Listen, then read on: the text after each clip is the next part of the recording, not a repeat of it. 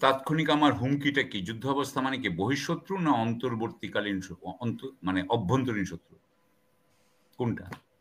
উনি তো কিছু পরিষ্কার করেন নাই। তিনি কিছু অবসরপ্রাপ্ত কর্মকর্তাকে তাদের যে মত প্রকাশের স্বাধীনতা আছে সেখানে কিন্তু উনি এটা আটকাতে চাচ্ছেন।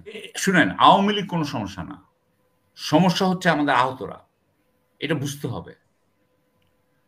আপনি যেহেতু আহতদের জন্য কিছু করতে পারছেন না, সেই জন্যই কিন্তু আওয়ামী লীগ এই চান্সগুলো পাচ্ছে। আপনার অভ্যন্তরীণ যুদ্ধের কি অবস্থা? আপনার তিতুমির রাস্তা একটা ব্লক করে রেখেছে, হ্যাঁ? ওই যে মানে ওরা যেভাবে রাখুক। আমি তিতুমিরের ছাত্রদের পক্ষে কথা বলে ফেলেছি। কিন্তু আমি এখন বলবো আপনাকে সরকারের পক্ষ থেকে। ওখানে এখন ওই যে স্বরাষ্ট্রমন্ত্রী বলছে যে জনগণ এটা টেক কেয়ার করবে, জনগণই ওদেরকে পিটিয়ে দিবে বা পিটিয়ে দিবে, আমি এটা আমার ওয়ার্ড, জনগণ এটার ব্যবস্থা করবে। এটা কোন ধরনের? এর থেকে কি অরাজকতা বেশি থাকতে পারে? আপনার ওখানে আহতরা রাস্তায় নেমে যাচ্ছে, আহতদেরকে আপনি 2:45 সময় না 1:45 সময় আপনি সরিয়ে দিচ্ছেন, তাই তো করছেন, এগুলি তো করছেন। মানে পুলিশ দিয়ে সরিয়ে দিতে হচ্ছে, মানে একজন এসে যে দায়িত্বশীল একজন এসে কথা বলবে। আপনি যে কথা বলেছেন আওয়ামী লীগ ওদিকে লিফলেট বিতরণ করছে, তারা ওই আপনার কোথায় ফরিদপুরে কোন জায়গায় তারা পুলিশের বোধহয় পুলিশের উপর আক্রমণ করেছে না? না, ফরিদপুরে বিএনপি এবং আওয়ামী লীগের সাথে মানে সংঘর্ষে ঘরবাড়ি ভাঙচুর হয়েছে, পুলিশের উপর আক্রমণ হয়েছে, তার মধ্যে আবার গরু ছাগলও চুরি হয়েছে। এইসব ঘটনা আমরা আজকে পত্রিকায় দেখি। গোপালগঞ্জ কি এখন স্বাধীন দেশ, আরেকটা দেশ হয়ে গেছে? গোপালগঞ্জের পুলিশকে রক্ষা করার জন্য সেনাবাহিনীকে পাঠানো হয়েছে। হ্যাঁ, তো গোপালগঞ্জ কি এখন সরকারের ইয়ের বিরুদ্ধে? মানে এখন সেনাবাহিনী লাগে, মানে আমি স্বাধীন দেশ কিনা? এখন আপনি বলছেন যুদ্ধাবস্থা, আমি মুস্তাফিজ আমার থেকে ভালো জানে আমি যুদ্ধাবস্থা, আপনি কিন্তু আমাকে কথা কিন্তু স্পষ্ট করে বলবেন। যুদ্ধাবস্থা মানে কি আমরা কি ভারতের সাথে যুদ্ধে যেতে যাচ্ছি? আমি জানতে চাই। তার মানে কি হেভি ইকুইপমেন্ট মুভমেন্ট হচ্ছে কি মুস্তাফিজ? এবং আধুনিক পদ্ধতির মাধ্যমে, উনি কিন্তু আরেকটা শব্দ ইউজ করেছেন, আধুনিক যুদ্ধাবস্থা যখন বলছেন তার মানে আপনি আমার সরি হাসিনা একটু আরেকবার বলবেন প্লিজ। তাৎক্ষণিকভাবে যে যত ব্যবস্থা নেওয়া যায় সেই জন্য আধুনিকভাবে প্রস্তুত থাকতে বলেছে। তো তাৎক্ষণিক আমার হুমকিটা কি? যুদ্ধাবস্থা মানে কি বহিঃশত্রু না অন্তর্বর্তীকালীন মানে অভ্যন্তরীণ শত্রু? কোনটা? উনি তো কিছু পরিষ্কার করেন নাই। আমাদেরকে ধোঁয়াশার মধ্যে রেখে দিচ্ছেন কেন? আমাদেরকে কেন উনি কল্পকাহিনী আমাদের সামনে করা ঠিক না। এটা একবার রাজনৈতিক বক্তব্য।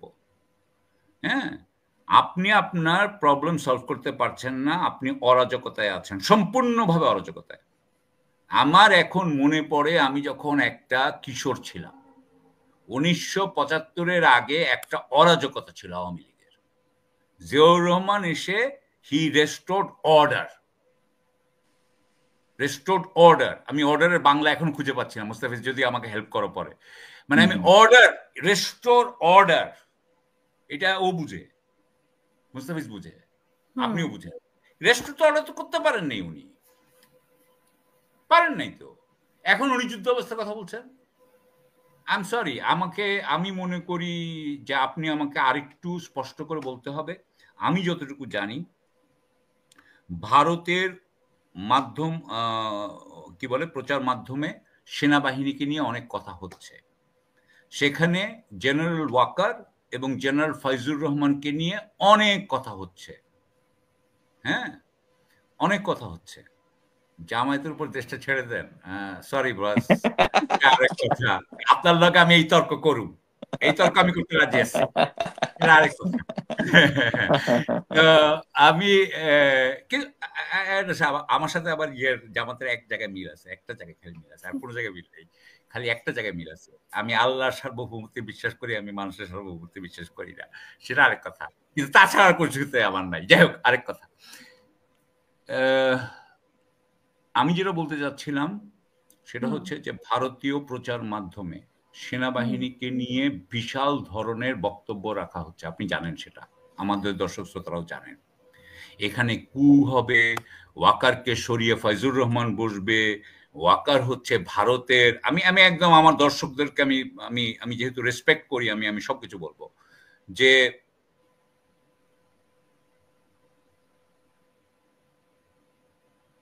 ওকে, I don't know what he is talking about. আমার যেটা মনে হয়েছে যে এইটার পরে সেনাবাহিনীর যে চিফ, আর্মি চিফ, উনি কিন্তু 2 দিন আগে একটা দরবার করেছেন। এবং দরবারটার সাথে আমি মনে করি যে প্রচার মাধ্যমে যে কথাগুলো হচ্ছে তার সাথে একটা সম্পর্ক আছে। যদিও উনি ওই দরবারে আমার একটা লাইনই মনে আছে, আমি যতটুকু রিপোর্ট হয়েছে সেখানে উনি বলেছেন যে অবসরপ্রাপ্ত কিছু সামরিক কর্মকর্তারা সেনাবাহিনীর সুনাম ক্ষুণ্ণ করছে। অর্থাৎ তিনি কিছু অবসরপ্রাপ্ত কর্মকর্তাকে তাদের যে মত প্রকাশের স্বাধীনতা আছে সেখানে কিন্তু উনি এটা আটকাতে চাচ্ছেন। উনি কিন্তু বলছেন না যে এই অবসরপ্রাপ্ত কর্মকর্তারা মিথ্যা কথা বলছে, সেটা কিন্তু উনি বলেন নাই। কারেক্ট। হ্যাঁ, এখন উনি যেটা করেছেন সেটা আমি আবার ওই যে আওয়ামী লীগের পন্থীদের সামাজিক মাধ্যমে তো একটু যাই মাঝে মধ্যে, আমার শুনতে ভালো লাগে, আমি শুনতে চাই। তো ওখানে বলছে যে এগুলো হচ্ছে গিয়ে brigadier Hasan Nasir, lieutenant colonel Hasinur, এবং আমি মনে করি এর সাথে লেফটেন্যান্ট কর্নেল মুস্তাফিজও জড়িত, এনাদেরকে লক্ষ্য করে এই কথাটা বলা হলো। আমি মনে করি না এটাতে কোনো লাভ হবে, আমি এটা মনে করি না। এটাতে যেটা আসলে প্রকাশ পেল যে সেটা হচ্ছে যে জেনারেল ওয়াকার এখন অনেকটা দুর্বল হয়ে যাচ্ছেন বলে মনে হচ্ছে। না হলে কিন্তু এটা কিন্তু এটা কিন্তু একটা ডিফেন্সিভ অ্যাক্ট, এটা একটা ডিফেন্সিভ অ্যাক্ট, যে দরবারে যে সবাইকে বলা যে সেনাবাহিনী ক্ষুণ্ণ হচ্ছে, আমরা আসলে সেনাবাহিনীকে ঠিক রাখছি, এত কিছু বলার দরকার নেই। Your work should speak for your self, কথা বলার দরকার নেই।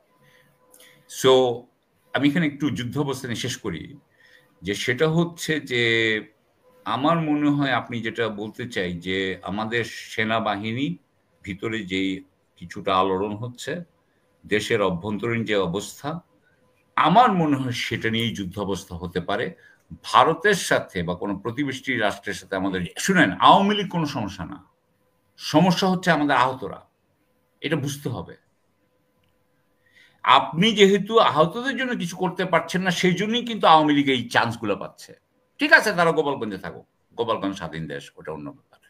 কিন্তু বাকি জায়গায় যেটা হচ্ছে সেটা হচ্ছে যে আপনি যখন ছাত্রদের, আমার কথা হচ্ছে খুব সহজ, তিতুমির কলেজের ছাত্রদেরকে কেউ যে কি বলছে যে বাবা তোমাদেরকে আমরা শিক্ষা দিতে পারি নাই, এটা আমাদের ব্যর্থতা,